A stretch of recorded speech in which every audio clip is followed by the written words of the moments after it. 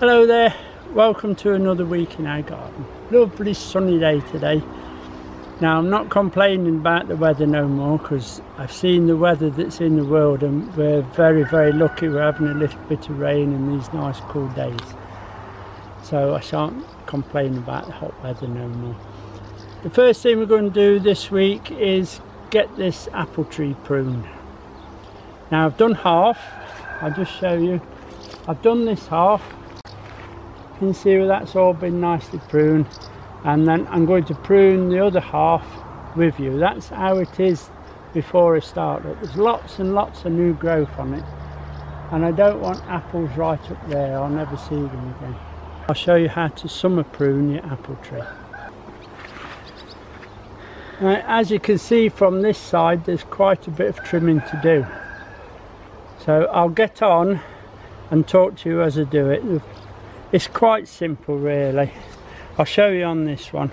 Now if you look back, all this is this year's growth, and you can see, so any fruiting spurs will be produced down here for next year. If you get fruiting spurs all on there, it'll go back to the ground again. Now if you can remember last year, we pruned this one quite hard at the bottom because all the branches were touching the floor.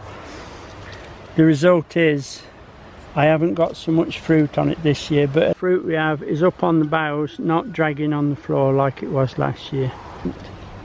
Right, I'll just show you how I prune, and I don't want all this on there, so I'm going back about 2/3 around here somewhere, and I'm just going to cut just above a node like that. Now having showed it slowly, I'm going to get on. I will be working quite quick. Once you get your eye in, it's quite simple. That's the old growth, that's the new growth, so I'm just going to go just there, you see.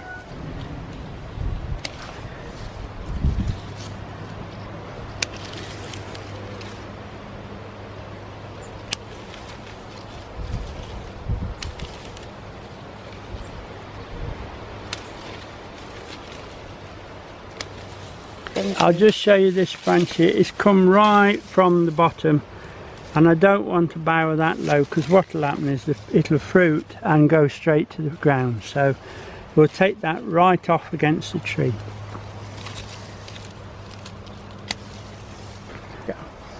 Right, so I'll get on and then I'll show you the finished tree. If you come up against anything I want to show you, I'll stop and show you that while I'm doing it, okay?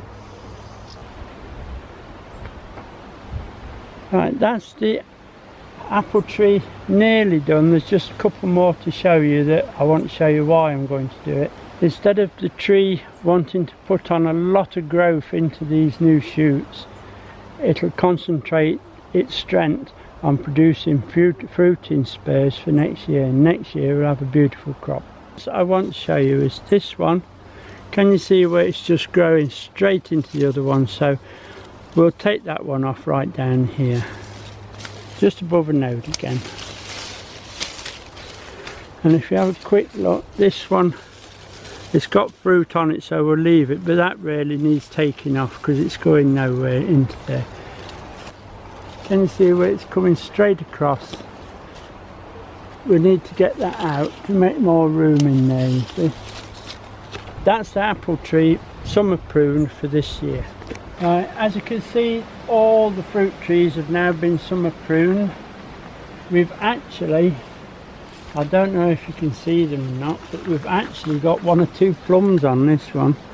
I can see 3, so we might get 4, so we'll have 2 each off the plum tree this year. Pear tree with its pear.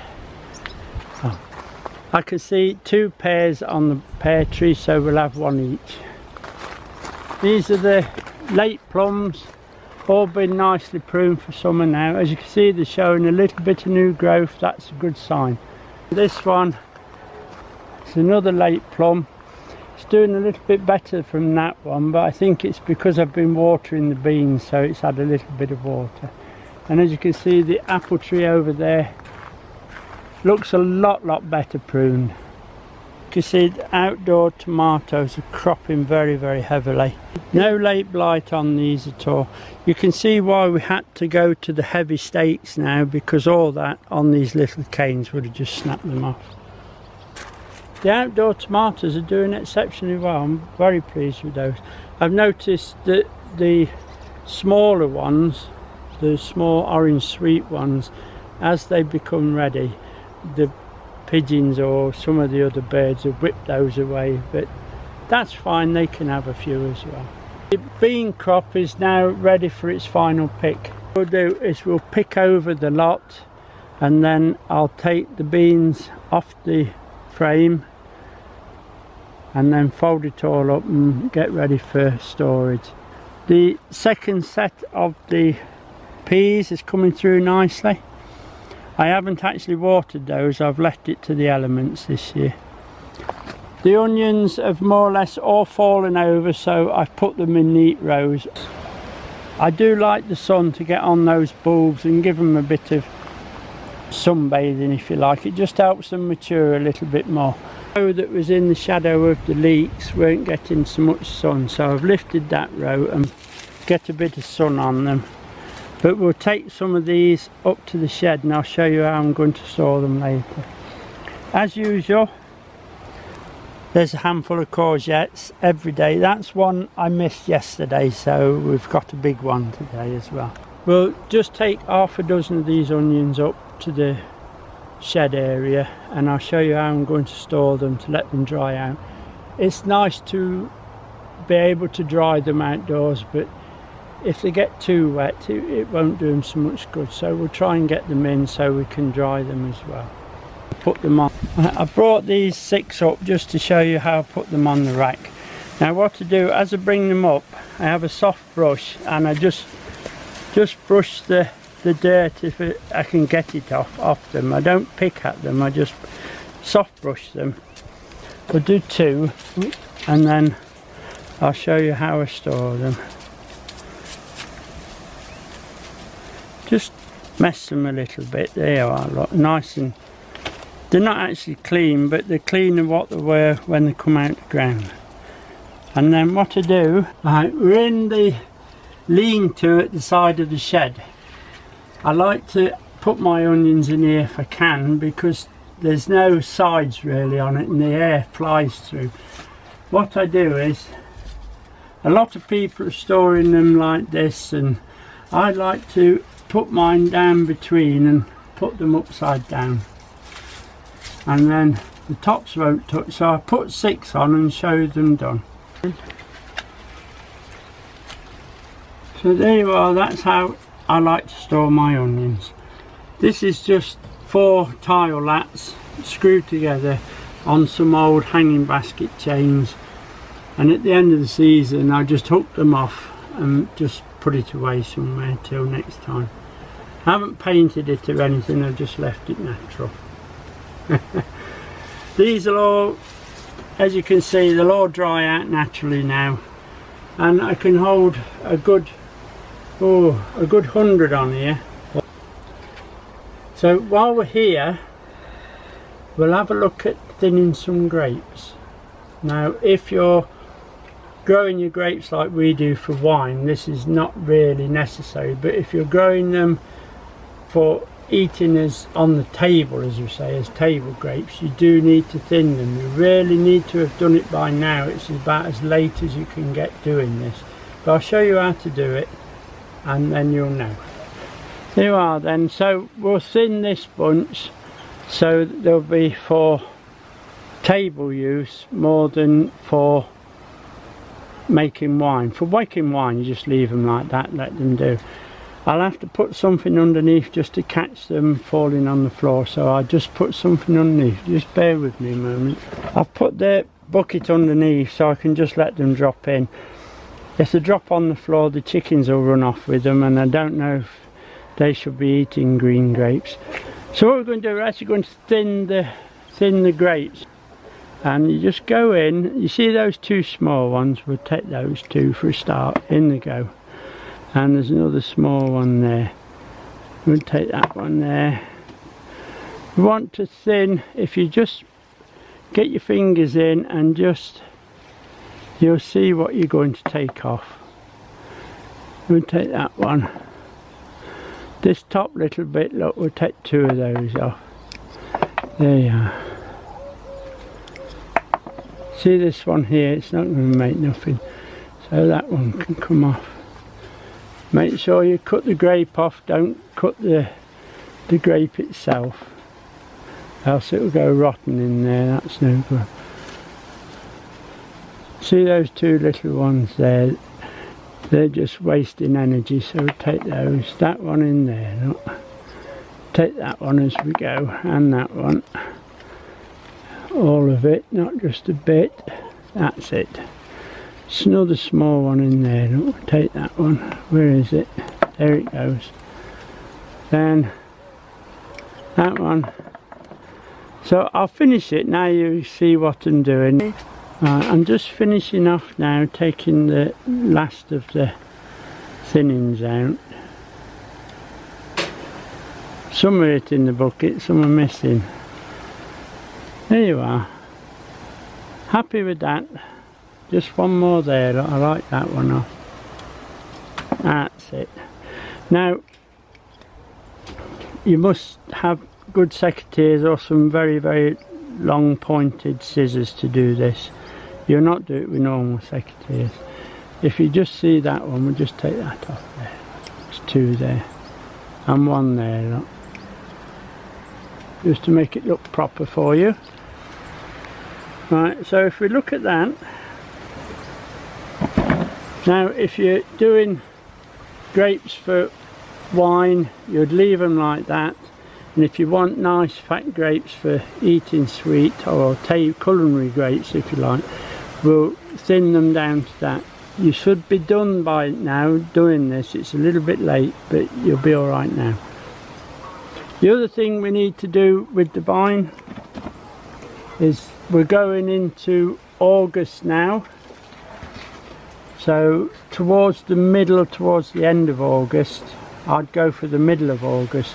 We need to start removing some of these leaves to let the sunlight in to ripen them. So what we would do a bit later in the month, middle of the month, we'll go round and take some of the leaves off.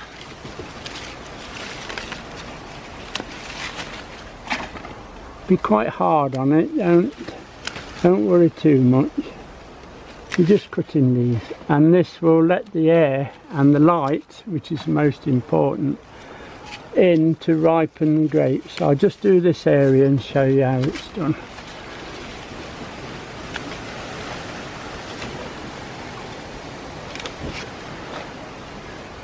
And take this one up. There you are, you can see already that it's beginning to let a lot of light into these.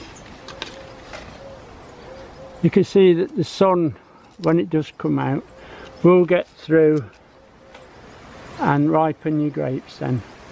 Not too much of a hurry to do that, mid-month definitely. But that's what you want to aim at, so that the sun is coming in and shining on your grapes. That helps ripen them for you. These are black Hamburg grapes, beautiful for wine. The amount of grapes we have, if I had to thin them all down to this, I'll be here quite some time doing it. So I think we're better off with wine. I'll just pop the secateurs away and then we'll go and I'll show you a little bit of an update on the blight on the potatoes, and then we'll harvest some cabbage and cauliflowers for the weekend, perhaps a few carrots. We're at bed C, which was the potato bed this year that got the blight. I have been spraying every 4 days, I think it is now, and we seem to have contained it. It's not getting any worse. I have dug a few up. These were Maris Piper. There was 30% I think we've lost in that row up to now. It's such a shame because the amount of potatoes I'm digging, it would have been a colossal crop. But not to worry, you get it, you get it. Next time I'm digging some, I'll show you the actual blight on the potato. It's quite simple really, it's just white spots, but if you see it then you'll know it for next time. Okay, what I've done with the Maris Piper that I've lifted, obviously the ones that are showing white spots or a bit soft, I've got rid of those, and the ones that look good I've put in boxes in the shed, and I've put sacks on them to, obviously to keep the light off them, stop them going green. And then we'll see how many of those actually get the mould on them, and then we'll decide what we're going to do with the main crop. I'm just pulling a few carrots for the weekend. These are what we've grown in the frame in the peaty soil. As you can see, they're absolutely beautiful.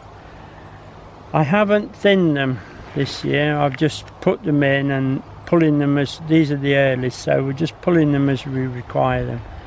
Do you want any more? So you want a few.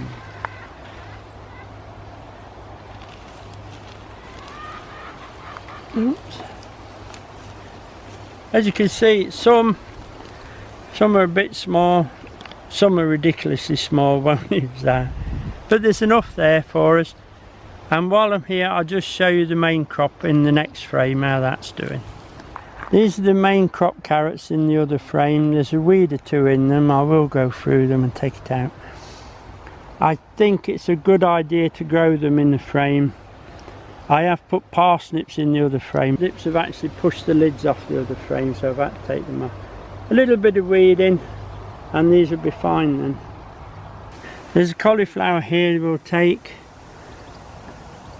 ready for the weekend. What I'm going to do, I'm going to pull it up to create a bit more space in the frame. Okay.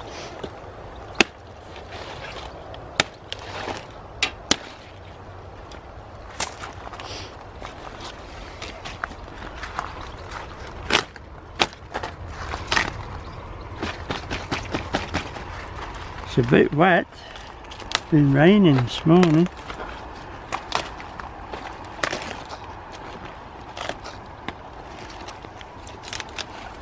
Just take some of these off, look, so we ain't got so much mess.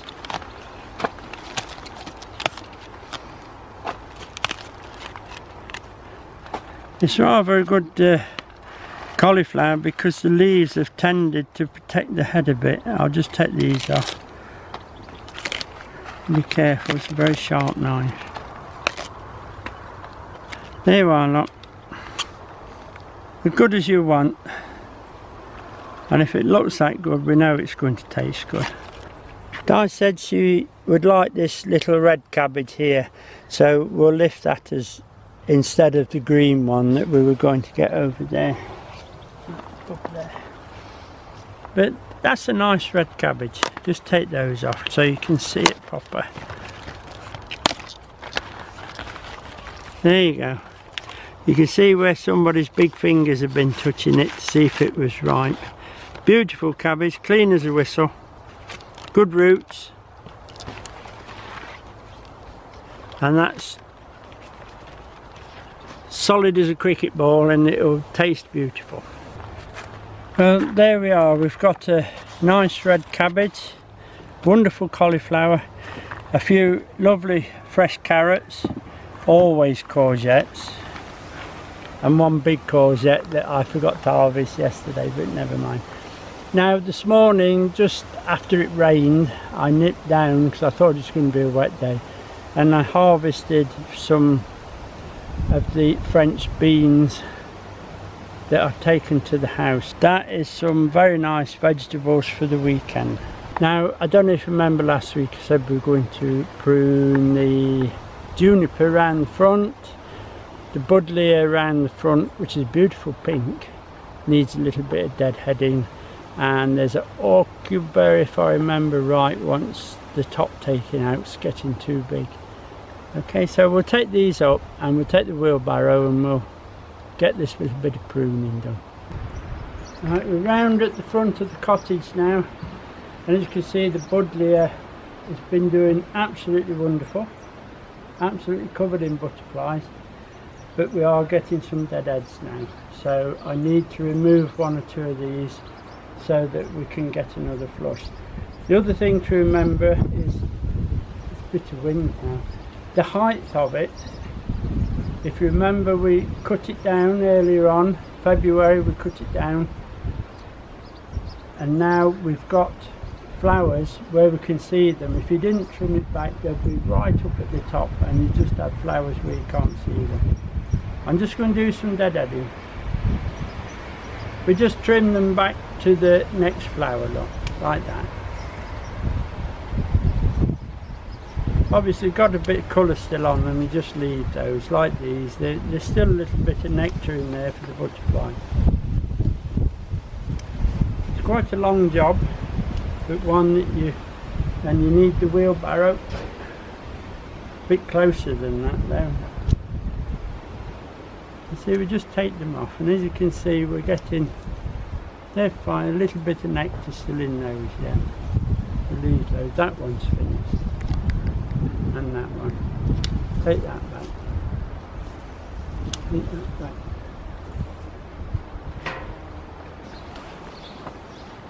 I'll just finish deadheading the buddleia, and then I'll show you it finished. There you are, that's the buddleia, deadheaded a little. You'll never get every one off, but it's got the majority of them off. And we'll leave it alone now and let the butterflies have it back. Now the aucuba is getting a little bit strong again. It does this every year, so I have to go in and trim it back a little bit, just thin the top out to stop it coming too strong. Now you can see where, I don't know if you can see, that's where I took it off last year, you see, and now all these are the new growths. So I'll just find one of those and just go below it. So I take quite a, there you are, that was last year's cut, and these are what's come off this year.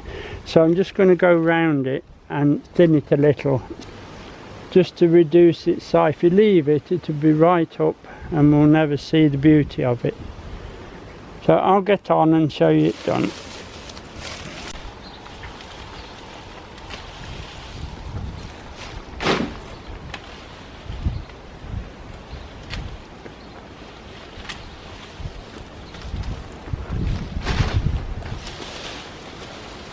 Right, we just thin this little area here.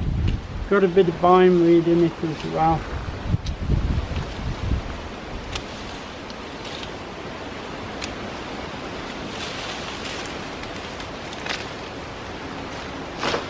It'll be quite hard with it, it'll soon grow back.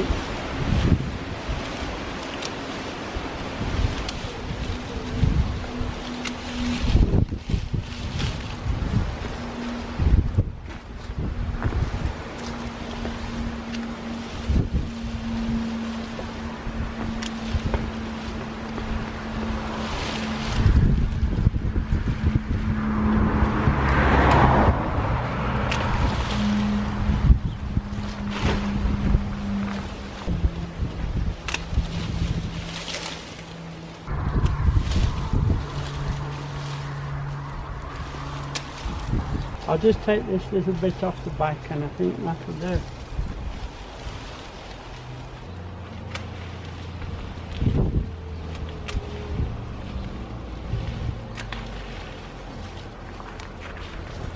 There you go. So that's the aucuba.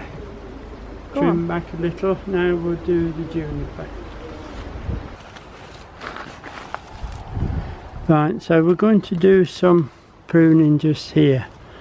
We want to keep this nice spiky effect, so we're just going to take, let's have a look at this one.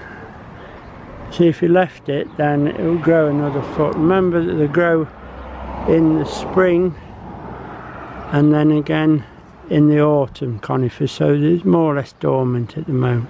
If you follow this back, you can see this little branch here.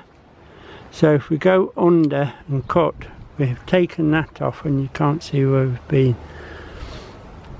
As I say, it's quite time consuming, but if you follow them back, you see this one is on top, so we can just snip it off. Whatever you do, don't put the hedge trimmer on them or anything, you spoil the whole thing. It's very, very time consuming, but quite enjoyable. And it's good when you get your hand in, you can soon get through them. See this one, we'll take this one right back to there where it's spiked, so you can remove it and you'll not see where it's been, you see. So that's quite a branch coming off. But as you can see, you can't see where you've been. Again, this will grow too long. So if you just follow it back until you see a top growth there, look, just snip, then that's fine. I see 7 Trents come to do some work on the front, so I'll finish and then I'll show you it when it's finished, okay? Right, there you are, that's the juniper, nicely pruned. Now it's still got that nice waterfall effect that we're trying to get. The amount we've taken off, and when you're finished it should look nicely as if you haven't pruned it at all, but we're in control of it. So if you don't stay in control, it'll soon branch out, and once it starts branching, the inners will start dying, and then when you do prune it, you'll see all brown. But that's nice, I'll keep that. It's got a nice waterfall effect, and that's what I'm after. That'll be it for this week. Hope you've enjoyed it. Quite a bit of pruning to do this week, so make sure you've got some nice, clean, sharp secateurs to get on with. Many thanks for those people who have subscribed to us. We do appreciate it, and hopefully we'll see you next week. Bye now.